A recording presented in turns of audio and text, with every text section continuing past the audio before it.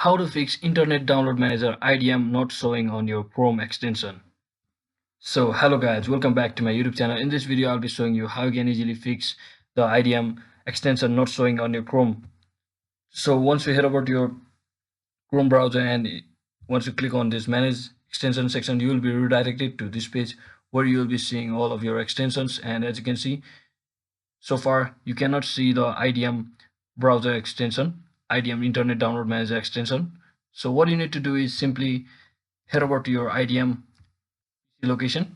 So simply right click on it and click on the open file location, and from over here what you can do is, and until you find this idmgcext.crx, which is an extension file for Google Chrome, so just click on it and simply drag and drop it here to install. As you can see, your IDM pop-up will appear, and simply click on that extension, and once you click on it, simply close the page, and once again simply head over to your extension section by clicking over this puzzle icon, and you can simply pin it over here.